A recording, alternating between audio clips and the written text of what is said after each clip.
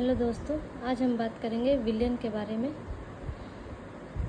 ये कक्षा 9 की टॉपिक है विलयन, समांगी मिश्रण, विषमांगी मिश्रण। इन सारे टॉपिकों के बारे में आज हम अच्छे से बात करेंगे और समझेंगे। चलिए सबसे पहले स्टार्ट करते हैं विलयन के साथ। विलयन जो होता है वह दो या दो से अधिक पदार्थों का समांगी मिश्रण है। समांगी मिश्रण कहने का अर्थ है वैसे मिश्रण जिनके प्रत्येक भाग का संगठन एक समान हो। समांगी मिश्रण को अगर हम समझने की कोशिश करेंगे तो वैसे मिश्रण होते हैं जिनकी बनावट एक समान हो। जैसे जल और चीनी का घोल।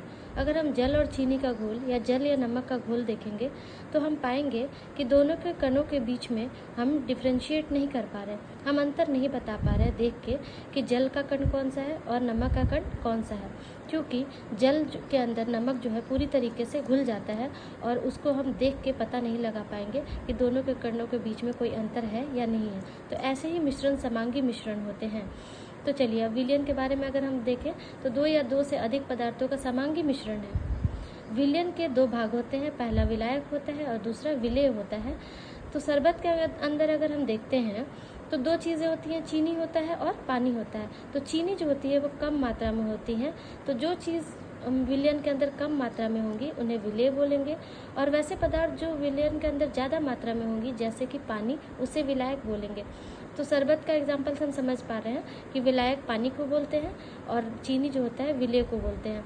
वैसे ही अलग एग्जाम्पल्स हैं, समुद्र का जल, मिश्र धातु, वायु आदि, ये सारे विलयन के ही एग्जाम्पल हैं। हम लोगों ने समांगी मिश्रण को देखा था और जल और चीनी के घोल से समझा था कि समांगी मिश्रण क्या होते हैं। अब हम लोग विषमांगी मिश्रण की बात करेंगे। तो ऐसा मिश्रण जिसके प्रत्येक भाग का संगठन एक समान ना हो, वैसे मिश्रण जो होते हैं विषमांगी मिश्रण कहलाते हैं। जैसे जल और मिट्टी का घोल। अगर हम जल और मिट्टी के घोल को देखेंगे, अगर बीकर में इनको घोल के, तो हम पाएंगे कि हम जल को अलग देख पा रहे हैं, मिट्टी को अलग देख पा रहे हैं। तो दोनों के कणों के बीच में अगर हम डिफ्रेंशिएट कर पा रहे हैं, इसका मतलब ऐसे जो मिश्रण होते हैं वे विषमांगी होते हैं, जिनको देख के बताया जा सकता है कि दो कणों को मिलाकर इन्हें बनाया गया है।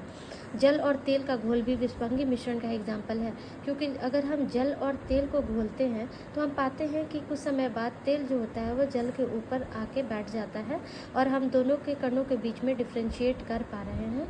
चीनी और बालू का मिश्रण भी एक विषमांगी मिश्रण का ही एग्जाम्पल है। चीनी और बालू के मिश्रण को अगर हम देख पाएंगे तो हम पाते हैं कि एक जगह कहीं पे चीनी है, कहीं पे बालू है, और इनको हम अलग अलग देख पाते हैं, इसीलिए यह भी एक विषमांगी मिश्रण का ही एग्जाम्पल है। तो चलिए दोस्तों, नेक्स्ट वीडियो में मिलते हैं।